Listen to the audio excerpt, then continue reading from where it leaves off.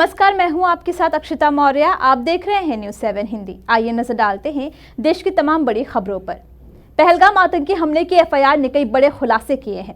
FIR में खुलासा हुआ है कि हमले में आतंकियों ने पाकिस्तानी हथियारों का इस्तेमाल किया था। इसके साथ ही सीमा पार बैठे हैंडर्स ने हमले को अंजाम तक पहुंचाया है। एफआईआर की कॉपी में यह भी खुलासा हुआ है कि हमले की प्लानिंग कहां हुई।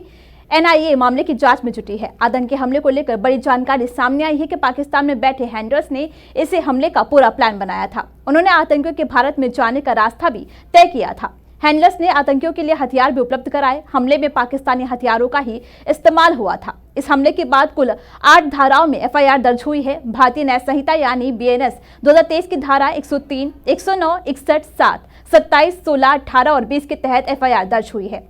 आपको बता दें कि पहलगाम आतंकी हमले की जांच एनआईए कर रही है। उसने जम्मू कश्मीर के स्थानीय निवासियों के बयान दर्ज किए हैं। इसके साथ ही संदिग्ध लोगों से भी पूछताछ की है। एनआईए चीफ खुद गुरुवार को बैसालन घाटी पहुंचेंगे और हमले को लेकर जांच करेंगे।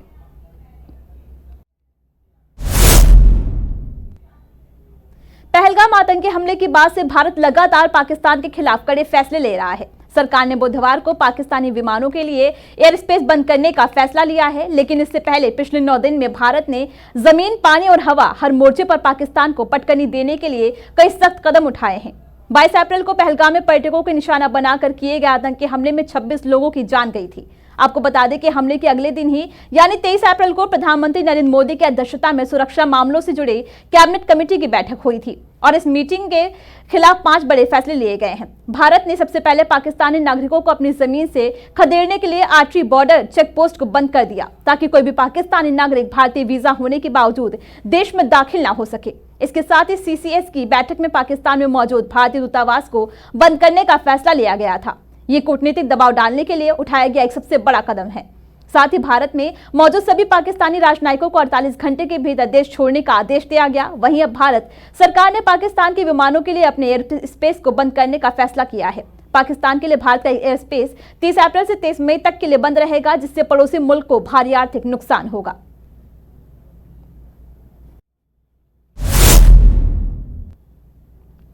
मुंबई के जियो वर्ल्ड सेंटर में प्रधानमंत्री नरेंद्र मोदी ने वेव्स 2025 यानी world audio visual and entertainment summit 2025 का आगाज कर दिया है। ये कार्यक्रम 4 दिन तक चलने वाला है, जिसे खुद पीएम ने संबोधित किया और इसके पहलुओं को लेकर बातचीत की। इस कार्यक्रम में करण जौहर, दीपिका पादुकोण, फरहान अख्तर से लेकर आमिर, शाहरुख खान जैसे बड़े सितारे शामिल हुए थे। साथ ही रणबीर कपूर, अक्षय कुमार भी नजर आए। पीएम मोदी ने बताया कि इस कार्यक्रम के तहत सबसे प्रतिष्ठित अवार्ड्स भी आयोजित होंगे। उन्होंने इसे एक शब्द में नहीं बल्कि लहर बताया। साथ ही पद्म अवार्ड्स का जिक्र भी किया जो आजादी के बाद शुरू हो गए।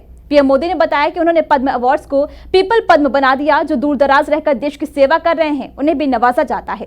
आज के समय में पूरे देश ने इसे खुल के दिल से स्वीकार किया है। साथ ही प्रधानमंत्री नरेंद्र मोदी ने कंटेंट क्रिएटर्स की भूमिका पर भी बातचीत की। उन्होंने कहा कि अब चारों दिशाओं से शुभ विचार आएंगे। वेव के जरिए हम ग्लोबल कनेक्ट को भी आसान बनाएंगे।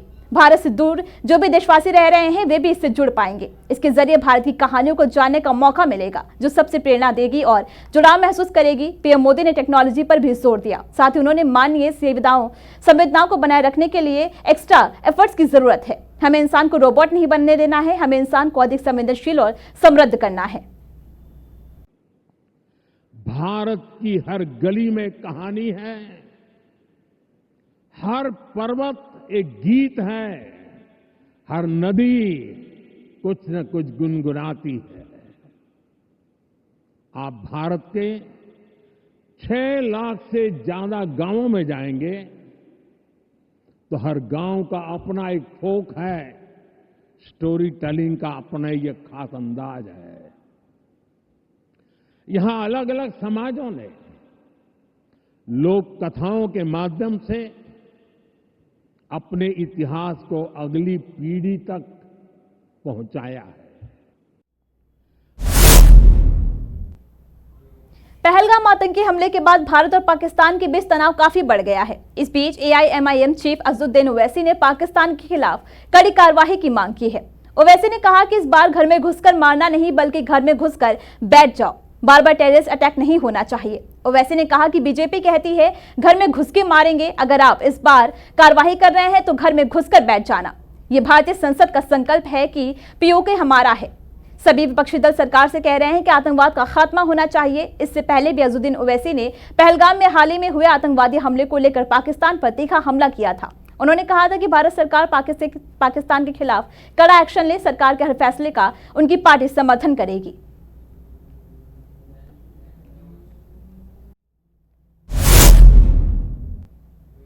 पहलगाम आतंकी हमले के बाद से भारत और पाकिस्तान के बीच लगातार तनाव बढ़ता ही जा रहा है। भारत सरकार ने अटारी इंटरनेशनल बॉर्डर को 1 मई से बंद करने का फैसला लिया था, लेकिन अब मान्य कदम उठाते हुए सरकार ने अगले आदेश तक नागरिक आवाजाही की छूट दी है। यानी जो पाकिस्तानी अभी भी भारत में रुके हैं वे अपने देश लौट सकते हैं। इस सब के बीच पाकिस्तान ने वाघा बॉर्डर बंद कर दिया और अपने नागरिकों को एंट्री नहीं दे रहा है।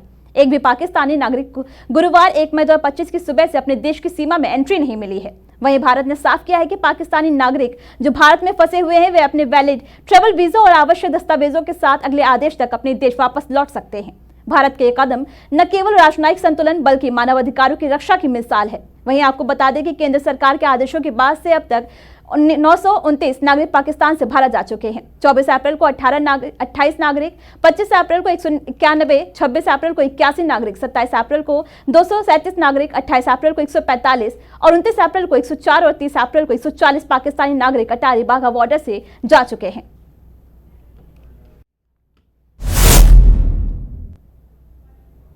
इन मुख्य खबरों में बस इतना ही। देखते रहिए न्यूज़ 7 हिंदी।